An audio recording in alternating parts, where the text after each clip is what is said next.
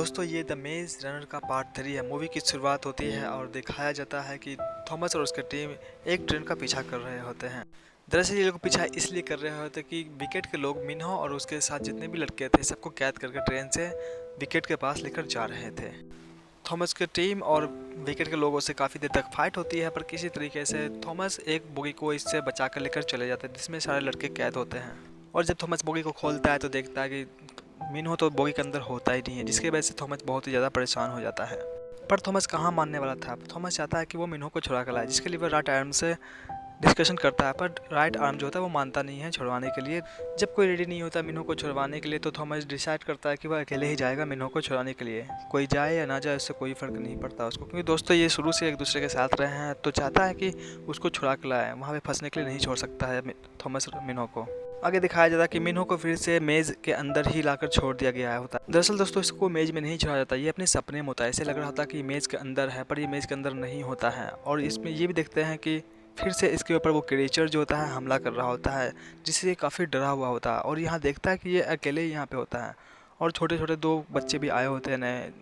आगे दिखाया जाता है कि थॉमस और उसकी टीम एक टनल के अंदर से गुजर रहे होते हैं, तभी ज़ॉम्बी उसके ऊपर हमला करता है। क्योंकि जब दोस्तों लाइट में जो है ज़ॉम्बी देख सकता है और इंसानों पे हमला करता है लाइट में ही, अंधेरे में नहीं करता है।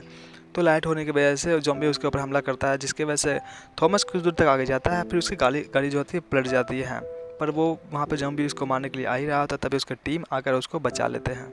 आगे दिखाया जाता है जहाँ देखते हैं कि गैली जिंदा होता है और इसको कोई टीम इसे बचाया होता है, क्योंकि जब ये लोग छोड़कर आया होते हैं इसको, तो उसमें ये मरा नहीं होता, ये जिंदा ही होता है। पर ये टीम वहाँ पे पहुँचते हैं, देखते हैं कि ये बेहोश होता है और इसको यहाँ पे बचाकर लेकर चले आते हैं।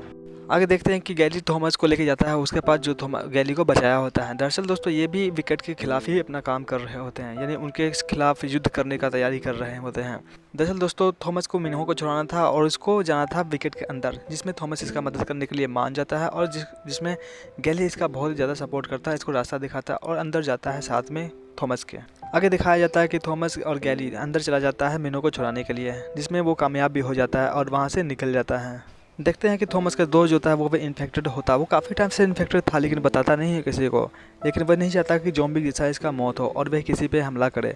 तो वो थॉमस से कहता है कि वो इसे गोली से मार दे, पर थॉमस जानते हो कि वो बहुत ही भावुक इंसान है और वह नहीं चाहता कि वो इसको मारे। वो चाहता है कि इसको किसी तरीके से सर्वाइव करके बचा लिया जाए, लेकिन क्या कर सकता था दोस्तों, क्योंकि इस पर बहुत ही ज़्यादा ज़ॉम्बी हावी होने लगा था, क्योंकि बहुत ही ज़्यादा ये इन्फेक्टेड हो चुका था। अंत में थॉमस और उसके दोस्त के बीच फाइट होती है, जिसकी वजह से उसको गलती से गोली चलने की वजह से थॉमस के दोस्त इसमें मारा जाता है, जिसकी वजह से काफ़ी दुखी होता है थॉमस।